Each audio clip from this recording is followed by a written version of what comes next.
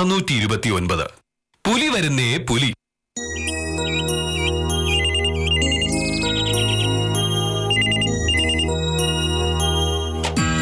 Hello, അതെ സത്യഭാമയാണ്.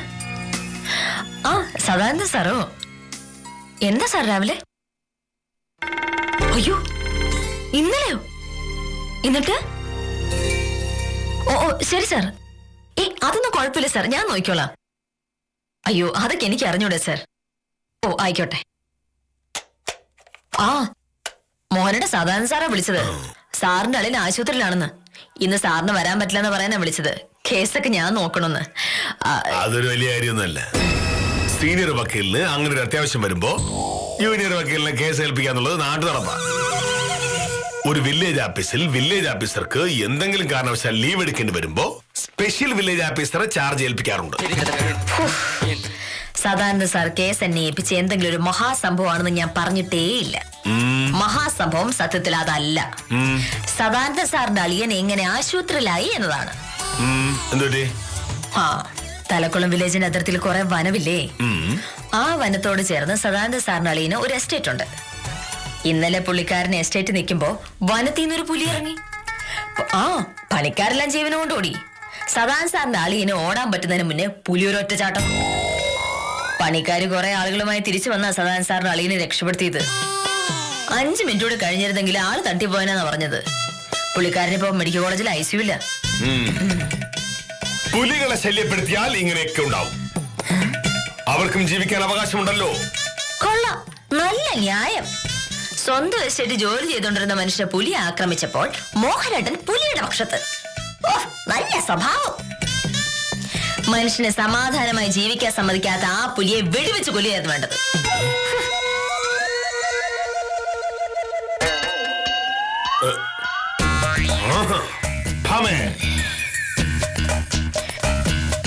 നീ കണ്ണിൽ കാണുന്ന മൃഗങ്ങളെല്ലാം വെടിവെച്ച് കൊല്ലാനല്ല വനംവകുപ്പും പോലീസും.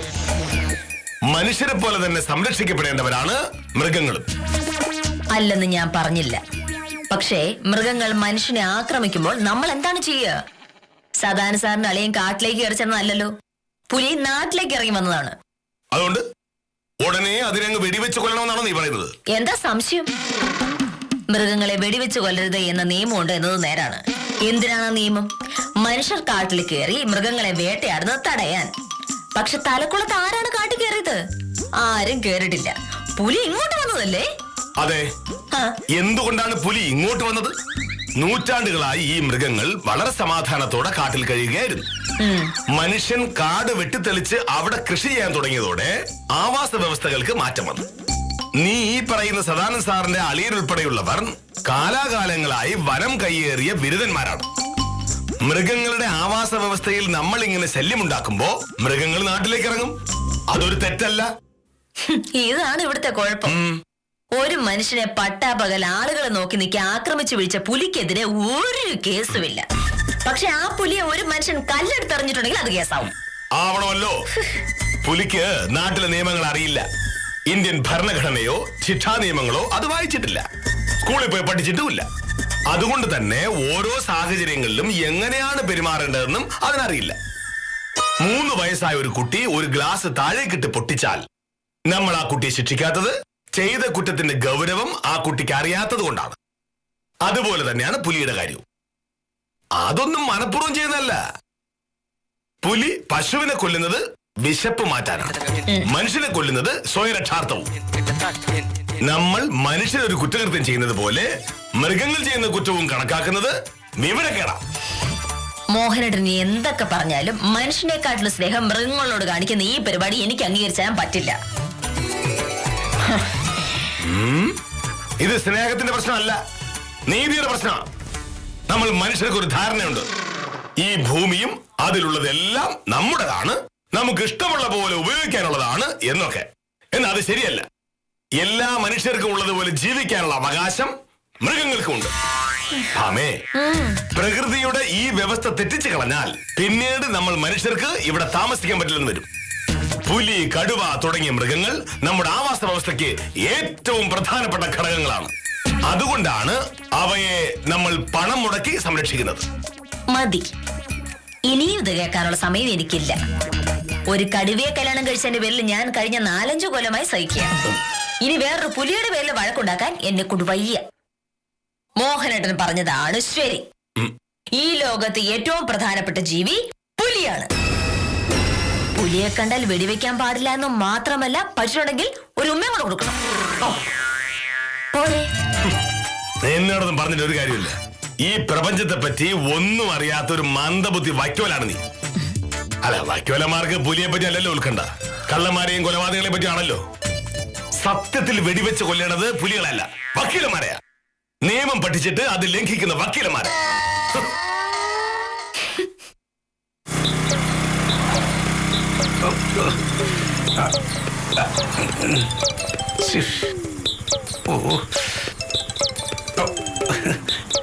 ഹലോ, അത് എത്തുമ്പോഴാണ്? ബാലു ചേട്ടാ, പറഞ്ഞ പോലെ ഞാൻ കടലാസൊക്കെ ശരിയാക്കിയിട്ടുണ്ട്. പിന്നെ കടലാസ് മാത്രം ശരിയാക്കിയാ പോരല്ല ചേട്ടാ, എനിക്ക് തരാനുള്ള ചില്ലറ കൂടെ കിട്ടിയിരുന്നെങ്കിൽ. ശരി ശരി ശരി ശരി. ചില്ലറയുടെ കാര്യം പറയുമ്പോ ചേട്ടനൊരു പ്രയാസം തന്നെയാണല്ലേ?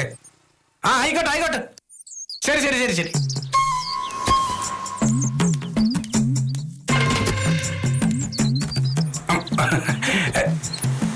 നമസ്കാരമുണ്ട് സാറേ, ഞാൻ വീട്ടിലോട്ട് വരാതിരിക്കായിരുന്നു. വക്കീലിനെ കാണേണ്ട ഒരു കാര്യം ഉണ്ടായിരുന്നു. വക്കീൽ വീട്ടിലില്ലേ? ഉണ്ട്. ഭൂമിയിൽ മനുഷ്യനൊഴിച്ചുള്ള എല്ലാ ജീവജാലങ്ങളെയും എങ്ങനെ കൊല്ലാം എന്നാലോചിച്ചോണ്ടിരിക്കുക അവള്. കൊല്ലാനോ? അതെ ഉത്തമ. ഉത്തമന് പുലിയെ പറ്റി എന്താണ് അഭിപ്രായം? പുലിയ? തലക്കുളം വില്ലേജിലെ അതിർത്തിയിലെ വനത്തിൽ നിന്ന് പുലി മനുഷ്യവാസമുള്ള സ്ഥലത്തേക്ക് ഇറങ്ങിയ കാര്യം ഉത്തമൻ അറിഞ്ഞു കാണുമല്ലോ. പത്രത്തിൽ വായിച്ചു സാറേ. പുലിയെ പിടിക്കാനുള്ള വനം വകുപ്പിന്റെ ശ്രമം പാളിയെന്നും ഞാൻ പത്രത്തിൽ വായിച്ചു. ഉത്തമന്റെ അഭിപ്രായം എന്താണ്? ആ പുലിയെ ജീവനോട് പിടിക്കണോ വെടിവെച്ച് കൊല്ലണോ? അങ്ങനെയൊക്കെ ചോദിച്ചാൽ എനിക്കൊന്നും അറിഞ്ഞോളൂ സാറേ. പക്ഷേ പുലിയെ ജീവനോടെ പിടിക്കാൻ നോക്കാതിരിക്കുന്നതാണ് നല്ലത്. ഒരു 5-6 കൊല്ലം മുമ്പ് തലക്കുളത്ത് ഇതുപോലൊരു സംഭവം ഉണ്ടായതാ. അന്ന് ഇറങ്ങിയ പുലിയാണോ ഇപ്പൊ ഇന്ന് ഇറങ്ങിയിരിക്കുന്നുള്ള കാര്യം എനിക്കറിഞ്ഞൂടാ. അന്ന് പുലി ഇറങ്ങി സകല വീടുകളിലെയും ആടിനെയും പശുവിനെയും ഒക്കെ പുലി കൊന്നു കളഞ്ഞു. അന്ന് നാട്ടുകാർ ബഹളം ഉണ്ടാക്കിയപ്പോ വനം വകുപ്പ് രംഗത്തിറങ്ങി. പക്ഷെ വെടിവെച്ച് കൊല്ലാൻ വകുപ്പില്ല എന്ന് സർക്കാർ തീർത്ത് പറഞ്ഞതോടുകൂടി പുലിയെ പിടിക്കാൻ ഒരു കെണി ഉണ്ടാക്കി വനം വകുപ്പുകാർ കാത്തിരുന്നു. പുലി കെണിയിൽ വീണില്ല എന്ന് മാത്രമല്ല, പിന്നെയും ആടും പശുവും ഒക്കെ പുലിയുടെ വയറ്റിലേക്ക് ആവുകയും ചെയ്തു. ഒരാഴ്ച കഴിഞ്ഞ് വനം വകുപ്പും പോലീസ് റവന്യൂ ഉദ്യോഗസ്ഥന്മാരൊക്കെ ഇങ്ങനെ നോക്കി ഇരുന്നപ്പോ പുലി ദാ കൃത്യം മുമ്പില്. വെടിവെക്കാൻ നിയമമില്ലാത്തത് കൊണ്ട് പോലീസുകാരും വനംവകുപ്പുകാരും ഇങ്ങനെ അന്തം വിട്ട് നോക്കി നിന്നു. എന്റെ പൊന്ന് സാറേ, പുലി ഒരു വരവ് ഇങ്ങോട്ട് വന്നു. മുമ്പിൽ നിന്ന് ഒരു ഡോക്ടറുടെ കഴുത്തിൽ ഒരൊറ്റ പിടി. കണ്ടു നിന്നവര് ജീവനും കൊണ്ട് ഓടിത്തള്ളി. എന്തായാലും ഡോക്ടറുടെ കഥ കഴിയാൻ ഒരു 5 മിനിറ്റേ എടുത്തുള്ളൂ. ഡോക്ടർ മരിച്ചതോടെ സർക്കാരിന്റെ രീതി അങ്ങ് മാറി. പുലിയെ വെടിവെച്ച് കൊല്ലാൻ പറഞ്ഞു സർക്കാർ. പക്ഷെ സർക്കാരിന്റെ ഉത്തരവ് അറിഞ്ഞിട്ടാണോ എന്ന് അറിഞ്ഞൂടാ, പുലി പിന്നെ ആ ഭാഗത്തോട്ടേ വന്നില്ല. എന്തായാലും ആ ഡോക്ടറുടെ കുടുംബത്തിന് പോകാനുള്ളത് പോയി, അത്ര തന്നെ. ഡോക്ടറുടെ കുടുംബത്തിന് നഷ്ടപരിഹാരം കൊടുത്തു എന്നാണ് കേട്ടത്. പക്ഷെ ആള് പോയിട്ട് പിന്നെ നഷ്ടം കിട്ടിയിട്ട് എന്തോന്ന് സാറേ കാര്യം? എന്റെ ബലമായ സംശയം അന്ന് ഇറങ്ങിയ പുലി തന്നെയാണ് ഇത്തവണ വീണ്ടും ഇറങ്ങിയെന്ന. അങ്ങനെയാണെങ്കിൽ ആദ്യമേ തന്നെ അതിനെ വെടിവെക്കുക, അതാണ് നല്ലത്. ഉത്തമ, പുലികളും സിംഹങ്ങളും ആനകളും ഒക്കെ ഉൾപ്പെടുന്ന ഒരു ആവാസ വ്യവസ്ഥയാണ് നമുക്കുള്ളത്. മനുഷ്യന്റെ ഉത്തരവാദിത്തമില്ലായ്മ കൊണ്ട് ആ ആവാസ വ്യവസ്ഥ തകർന്നാൽ അടുത്ത തലമുറ എങ്ങനെ ജീവിക്കും? ഇതൊക്കെ ഇങ്ങനെ വെറുതെ ഇങ്ങനെ പറയാൻ കൊള്ളാം സാറേ. പക്ഷെ അന്ന് മരിച്ച ഡോക്ടറുടെ വീട്ടിൽ ചെന്നതിന്റെ ആവാസ വ്യവസ്ഥ പറയല്ലേ. പറയുന്നവന്റെ ആവാസ വ്യവസ്ഥ അവര് തകർക്കും. എനിക്ക് ഇത്രയൊക്കെ അറിയാവേ. എന്നാ പിന്നെ ഞാൻ വരട്ടെ സാറേ, മഴയും വരുന്നു. ഇനി ആ പഞ്ചായത്ത് പ്രസിഡന്റ് ഗോപാലൻ കുട്ടിച്ചേട്ടന്റെ വീട് വരെ ഒന്ന് പോവുകയും വേണം. ശരി, അങ്ങ് നടക്കുക. പ്രകൃതിയെ പറ്റി ഒന്നും അറിയാതെ വീട്ടുകൾ.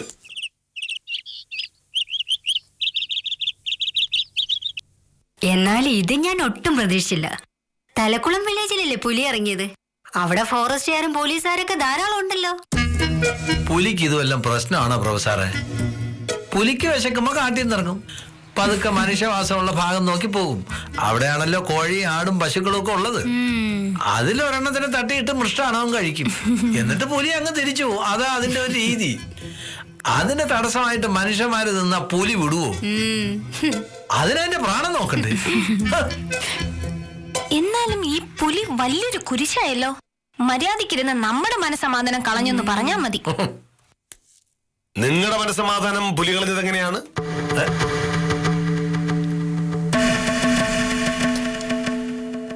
നമസ്കാരം സർ.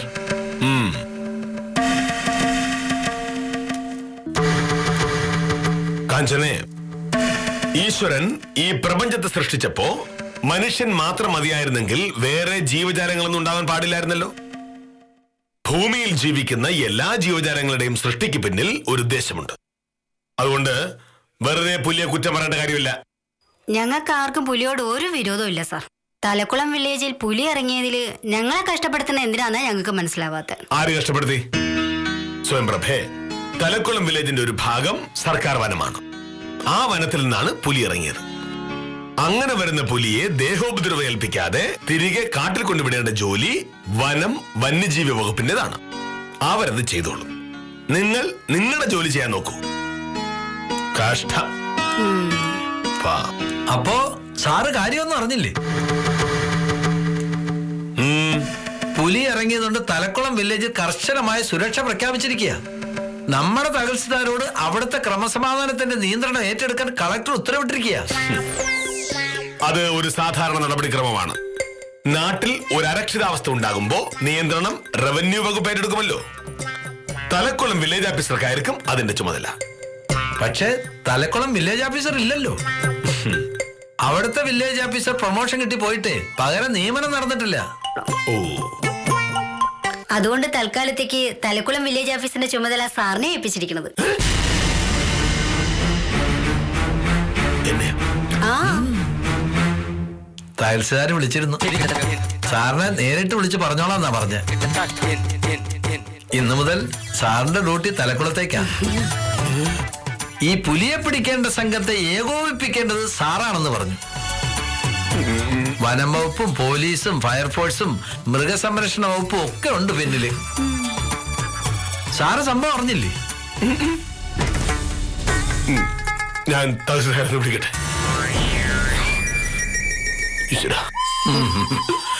ഒരു കാര്യം പറയാതിരിക്കാൻ പറ്റില്ല പ്രൊഫസറെ. കേരളത്തിലെ റവന്യൂ വകുപ്പിൽ പുലിയെ പിടിക്കാൻ ഇത്രയും യോഗ്യതയുള്ള ഒരു വില്ലേജ് ഓഫീസർ വേറെ ഇല്ല. പുലിയുടെ മുന്നിൽ ചെന്ന് ഒരൊറ്റ ഡയലോഗല്ലേ, ഞാൻ ഒരു ഉത്തരവാദിത്വപ്പെട്ട വില്ലേജ് ഓഫീസറാണ് എന്ന്. അതോടെ പുലി വാലും ചുരുട്ടി വണ്ടി കയറും. എന്നെയും കാഞ്ഞന സാറിനെയും ശിശുപാലൻ ചേട്ടനെയും വിരട്ടുന്ന പോലെ പുലിയുടെ അടുത്ത് പോയി വിരട്ടട്ടെ. സാറ് വിവരം അറിയും. പുലിക്കറിയില്ലല്ലോ വില്ലേജ് ഓഫീസർ എന്ന് പറഞ്ഞ വലിയ സംഭവമാണെന്ന്. എന്തായാലും പുലിയെ പിടികിട്ടുന്നത് വരെയുള്ള സമയം സാറ് തലപ്പുറത്തായിരിക്കും. നമുക്കിവിടെ മനസ്സമാധാനമായിട്ട് കഴിയാം. ദൈവമായിട്ടാ ആ പുലിയെ നാട്ടിലേക്ക് ഇറക്കി വിട്ടത്.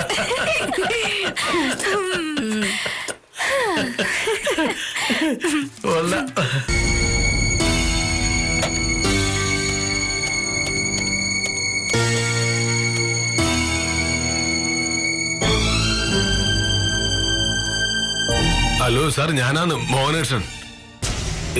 ഇപ്പൊ ഒന്ന് കയറിയതേ ഉള്ളൂ. ഞാൻ അറിഞ്ഞു. എന്നോട് ഇപ്പൊ ശിശുപാലനാ പറഞ്ഞത്. അതെ സാർ, ഈ ഞാൻ തന്നെ പോണമെന്നാണോ സാർ? പേടിയായതുകൊണ്ടൊന്നും അല്ല സാർ. എന്തൊന്ന് പേടി, ഇവിടെ കുറച്ചധികം ജോലിയുണ്ടാ, അതുകൊണ്ടാ. അതെയോ? ശരി, പുലിയാണല്ലോ പ്രധാന കാര്യം. അതെ സാർ, ഞാൻ ഉച്ചയാകുമ്പോ വന്നാൽ മതി സാർ. അതുകൊണ്ടല്ല വീട്ടിൽ നിന്ന് പോണാര് സാർ. അതുകൊണ്ടല്ലേ സാർ, വെറുതെ. ശരി.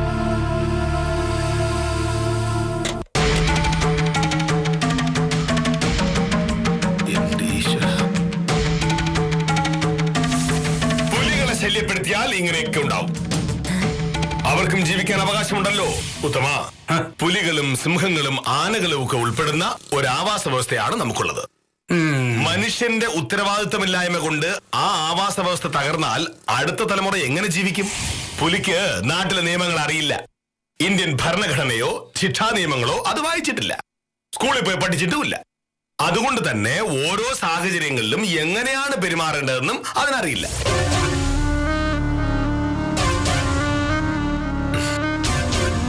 ഈശ്വര, ആ പുലിയെ പറ്റി എന്തൊക്കെ നല്ലത് പറഞ്ഞാ ഞാൻ. എന്നോട് തന്നെ ഇത് ചെയ്തല്ലോ ഭഗവാനെ. ഈ നാട് നന്നാക്കണം എന്നൊക്കെ കരുതി എന്തെല്ലാം സ്വപ്നം കണ്ടതാ ഞാൻ. സാറേ നമസ്കാരം. നമസ്കാരം. എന്റെ വരുമാന സർട്ടിഫിക്കറ്റ് കാര്യം എന്തായി? സുമാര, വരുമാന സർട്ടിഫിക്കറ്റിന്റെ കാര്യം പെട്ടെന്ന് നടക്കുമെന്ന് തോന്നുന്നില്ല. ഇന്ന് മുതൽ മോഹനേഷ് സാർ പുലിയെ പിടിക്കാൻ പോയിരിക്കുക. പുലിയെ കിട്ടിയാലേ ഇനി എന്തെങ്കിലും ഒരു സർട്ടിഫിക്കറ്റ് ഇവിടുന്ന് കിട്ടും. പുലിയോ? എന്താ സുമാര പുലിയൊന്നും കേട്ടിട്ടില്ലേ? അല്ല, ഈ പുലിയും വരുമാന സർട്ടിഫിക്കറ്റ് തമ്മിൽ എന്താ സാറേ ബന്ധം? അതൊക്കെ കാണാൻ പോകുന്നല്ലേ ഉള്ളൂ. തൽക്കാലം സുകുമാരൻ ചെല്ല്, സർട്ടിഫിക്കറ്റ് റെഡി ആകുമ്പോ ഞങ്ങൾ അറിയിക്കാം. ചെല്ലു സുമാര. മോഹനേഷ് സാർ ഇവിടെ ഇല്ലാതിരിക്കുമ്പോ ചാർജ് കാഞ്ഞിന്റെ സാറിനായിരിക്കില്ലേ? ചാർജ് തരേണ്ടത് തഹസിൽദാരാ. സാറെ വിളിക്കുമായിരിക്കും. ശിശുപാല, സാർ ഇറങ്ങിയോ? നേരെ തലക്കുളത്തേക്കാണോ സാർ? ഞാനിപ്പോ പോകുന്നത് വീട്ടിലേക്കാണ്. അവിടെ നിന്ന് താലൂക്ക് ഓഫീസിലേക്ക്. ബാക്കി കാര്യങ്ങള് അവിടെ ചെന്നിട്ട് തീരുമാനിക്കും. ഇവിടുത്തെ കാര്യങ്ങൾക്കൊന്നും ഒരു മുടക്കവും വരരുത്. ഇല്ല സാർ, എല്ലാം ഞങ്ങൾ നോക്കിയോളാം.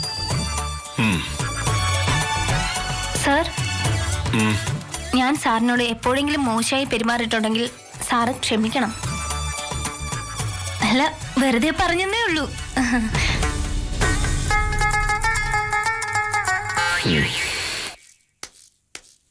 പുലിയുമായിട്ടല്ലേ ഇടപാട്, എന്താവൂന്ന് പറയാൻ പറ്റില്ല. അതുകൊണ്ടൊരു ക്ഷമ ചോദിച്ചതാ. ഒരു പുലിയെ പിടിക്കാം, വേറൊരു പുലി. രണ്ടിൽ ഒരു പുലിയുടെ കാര്യത്തിൽ തീരുമാനമാകും.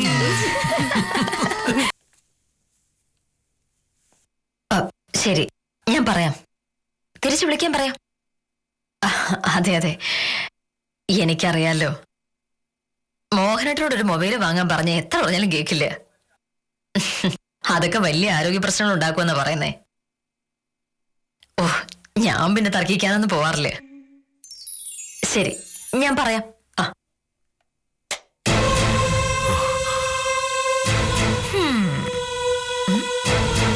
വന്നോ? വില്ലേജ് ഇറങ്ങിയെന്ന് ഞാൻ അറിഞ്ഞു, പക്ഷെ ഇത്ര പെട്ടെന്ന് നിങ്ങത്തൊന്നും ഞാൻ കരുതിയില്ല. എന്തു പറ്റി?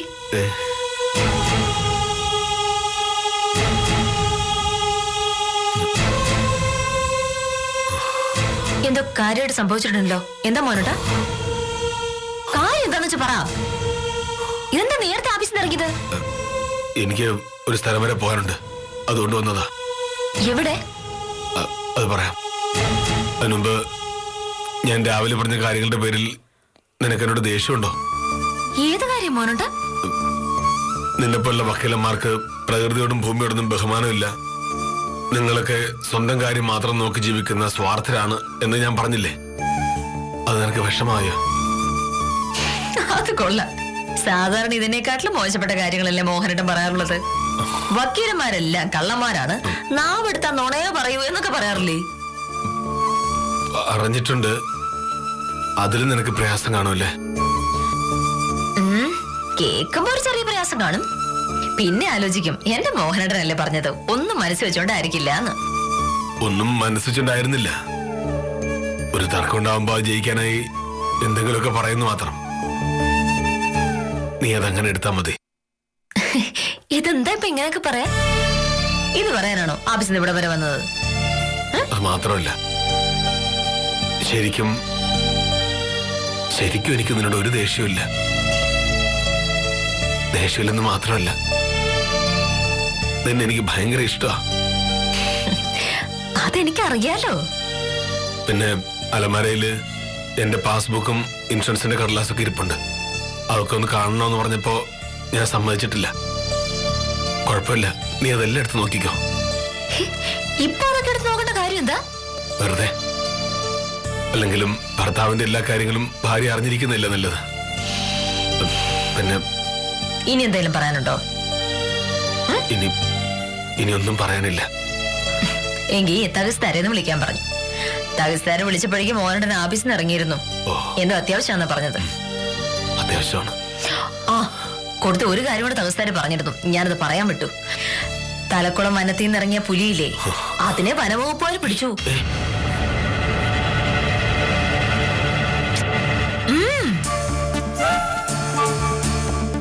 വനംവകുപ്പിന്റെ കെണിയിൽ 1/2 മണിക്കൂർ മുന്നേ പുലി പെട്ടു. അതിനെ ഉച്ച കഴിഞ്ഞ് കാട്ടിക്കൊണ്ടേ വിടുമെന്നാ പറഞ്ഞത്. നീ സത്യമാണോ പറഞ്ഞത്? ഹാന്ന് സാറ് ചുമ്മാ കള്ളം പറയൂ. സംശയം ഉണ്ടെങ്കിൽ മോഹനോട് തന്നെ വിളിച്ചു ചോദിക്ക്. എന്തായാലും മോഹനോട് വിചാരിച്ച പോലെ നടന്നല്ലോ. ഒരു ദോഷം ഉണ്ടാവാതെ പ്രശ്നം തീർന്നു. പുലി കാട്ടിലും പോയി. നമുക്കത് പോരെ. ഓ അത് മതി, അത് മതി. ആ ഇനി പറ, മോഹനോട് എന്താ ഈ നേരത്തെ വന്നത്? ചുമ്മാ നിന്നൊന്ന് കാണാൻ. അത് കള്ളമാണല്ലോ. അത് മാത്രമാണ് സത്യം. എന്തിനാ നിന്നെ ഈ നേരത്തെ കാണണമെന്ന് ചോദിച്ചാ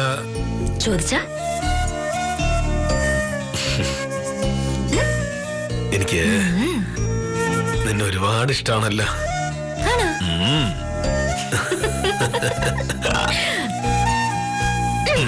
മനുഷ്യരെ പോലെ മൃഗങ്ങളെയും സ്നേഹിക്കുന്നതിൽ കുറ്റം പറയാനാവില്ല. പക്ഷേ ചില പ്രത്യേക സാഹചര്യങ്ങളിൽ പുലി സ്നേഹം പുലിവാലാവുമെന്നതാണ് ഈ പുലിക്കഥ പഠിപ്പിക്കുന്ന പാഠം. വില്ലേജ് ഓഫീസർ ആള് പുലിയാണെങ്കിലും പുലിപ്പേടി വന്നപ്പോൾ പൂച്ചയായി പോയി. ഈ പുലിക്കുട്ടിയുടെ പുതിയ കഥകളുമായി കാര്യനിസാരം തുടരുന്നു.